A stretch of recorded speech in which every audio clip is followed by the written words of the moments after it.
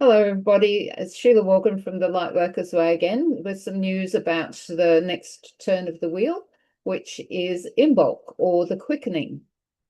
And it is representing the return of the light, which is lovely, isn't it? From Sunwise, Roxanne Bodsworth puts it beautifully. The wheel turns.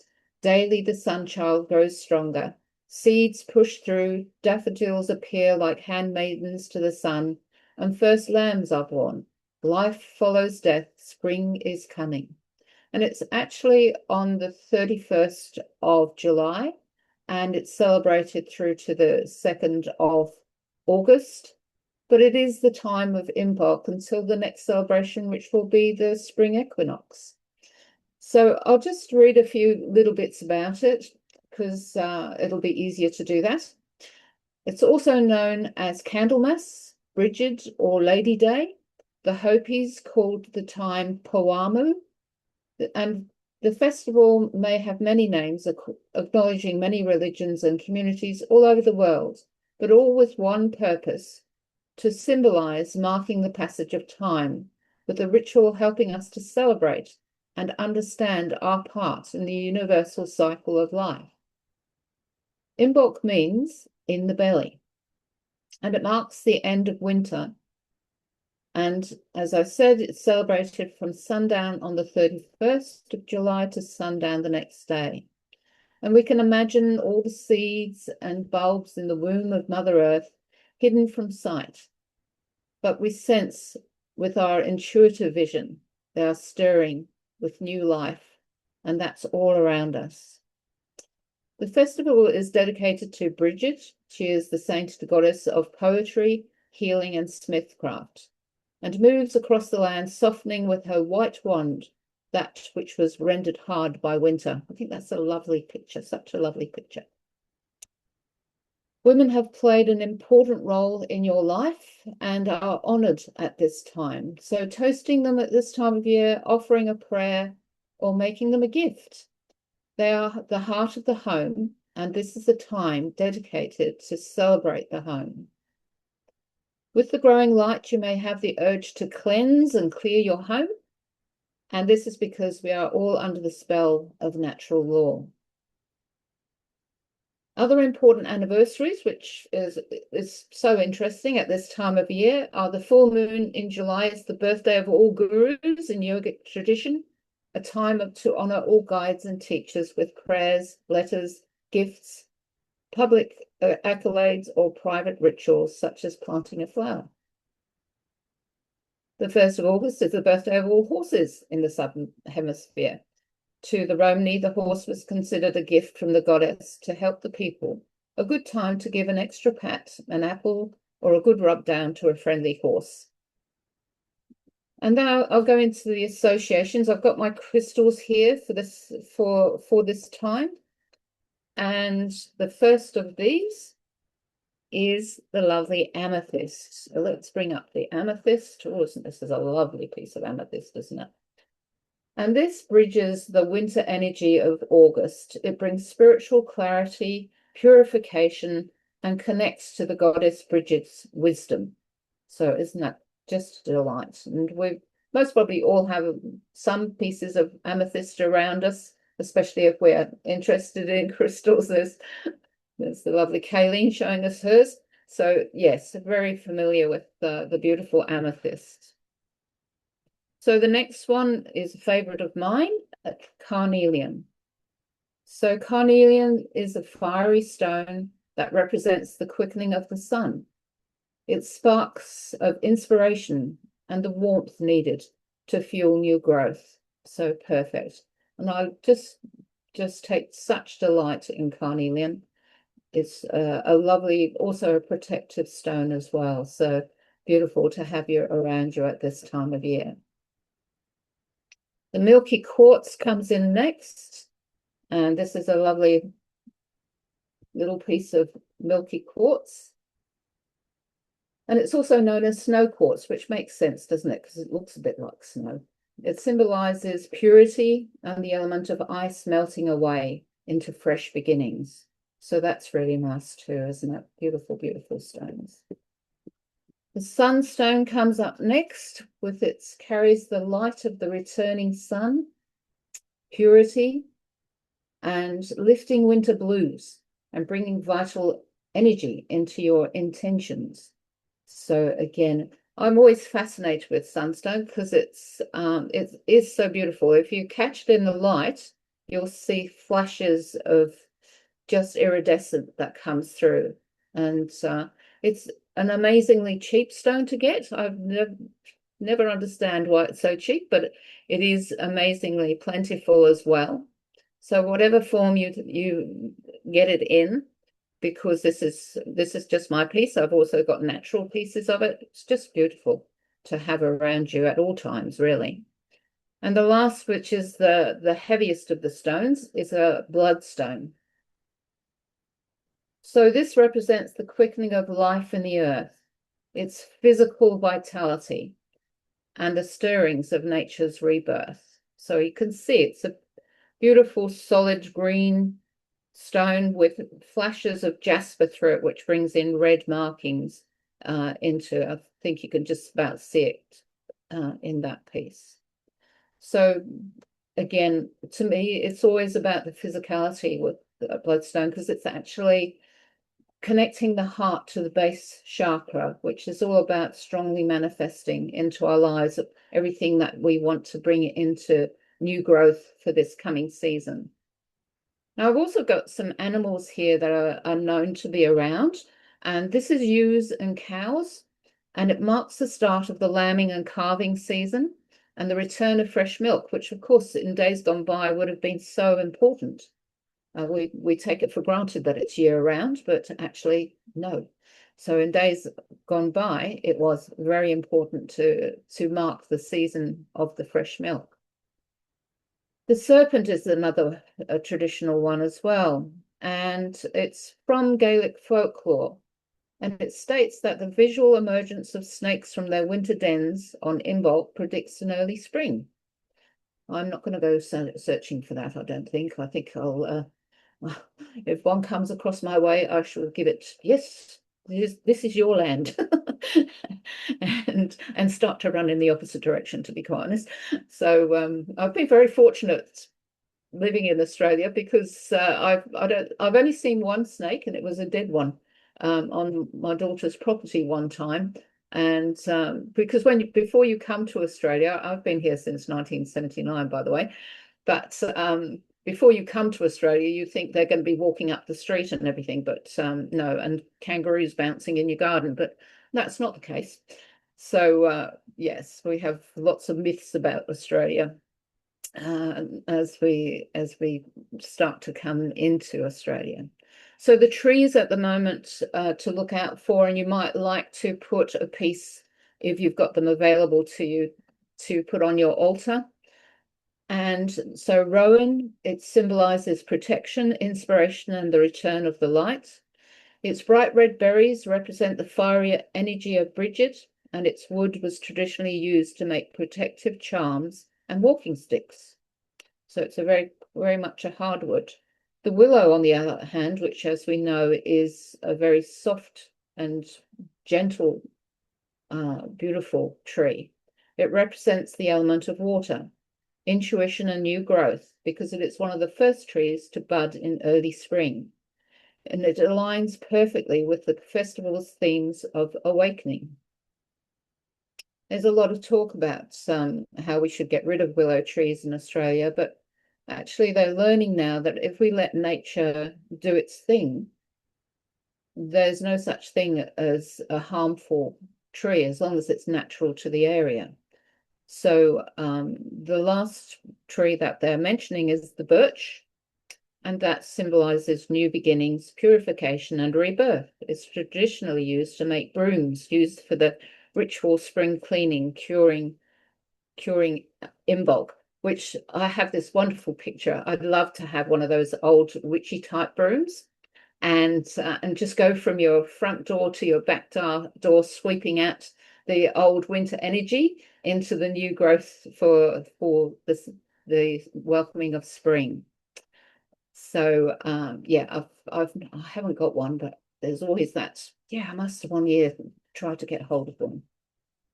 But you can do it with your normal broom. In fact, that's what I'll most probably do.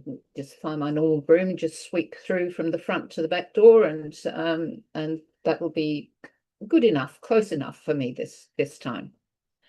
Flowers and herbs, blackberries, associated with Brigid. Its leaves and berries symbolize healing, prosperity, and protection. So I love blackberry crumble. I don't know about you. Yes. Okay, I think yes, anytime, anytime. Coltsfoot, I've never seen a coltsfoot plant, and it's always, because I always thought, oh, I don't like the thought of them using coltsfoot, but it actually is a plant, so we're safe there. It's one of the very first flowers to bloom in late winter, symbolizing the return of the sun and the breath of spring. Angelica, a fiery herb used for purification, and it banishes winter sluggishness and invoking divine protection. So that sounds lovely, doesn't it? Yeah. And chamomile, well, I think that's most probably the one that well, a couple of them that I do know the best. Chamomile represents the golden energy of the sun, purification and bringing peace to the household. So that's really lovely, isn't it? I like making oxymels, and I'm anxious to get some chamomile to make, and it's a fermented honey and vinegar and herbal remedy.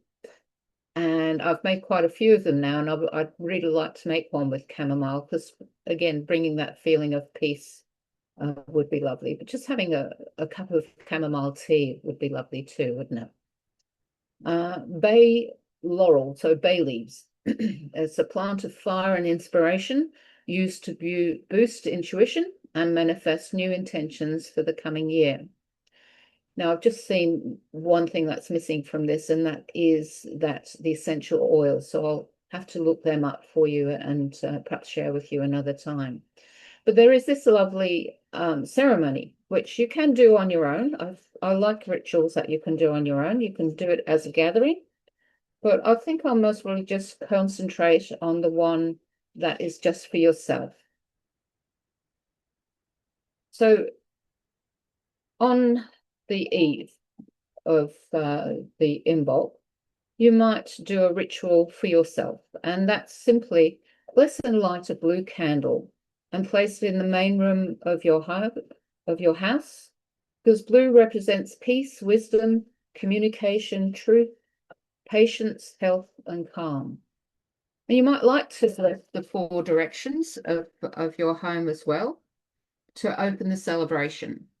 You might have prepared before you a bowl that's got some ice, a little bit of water, add a pinch of salt for protection and purification, add a few drops of your favorite essential oils.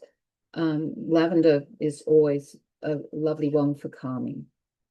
You add a circle of 8 candles to represent the wheel of the year, or you might do it for representing each member of your family. It's completely up to you, because it's a lovely thing to do.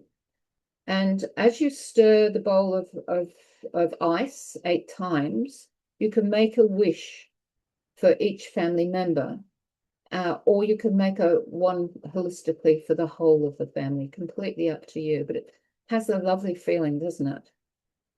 You can have a glass of milk there, some seed bread and honey, and a glass of juice, or whatever you wish to have. But for me, it would be juice, but that's just me. To toast your teachers and the women that you know have helped you across the years.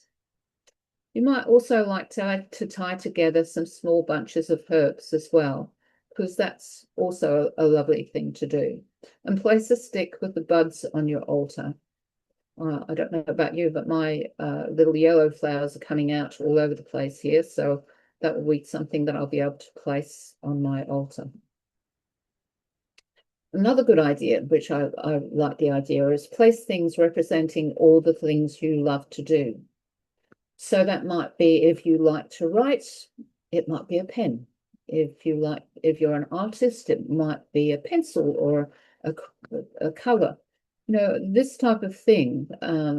For me, representing my mediumship, I would most probably put one of my beautiful crystals there to represent the ones that because I always have a crystal in my hand as I'm working, and so I might put that in there. So it's that type of thing, whatever you love. And it might be that you also would do that for your family, different things that they love as well. So again, a beautiful idea. The other thing, of course, your Imbolc crystals will be there, which we've already gone on to, but placing a coin into the center each day represents abundance for everyone. And I thought, well, that will be a lovely thing to do, because I always have a central altar in my main room where we run our circles and Reiki things. So placing a coin in the center each day, representing abundance for everyone, I think that's a lovely idea. And I'm thinking like a gold coin, like either a $1 or a $2, depending on how rich I'm feeling at the time. But wouldn't that be lovely to know that that energy is being generated further and further out into our family, into our communities as well. And it suggests, and I quite like this idea that, no, actually, I won't say that next, because that I feel is the final thing to do. So the invocation, so just giving yourself that few moments of breathing deeply, of really connecting to this beautiful altar that you've made, representing everything that you love, all the people that you love, and the time of year that we're in. And these words are so lovely.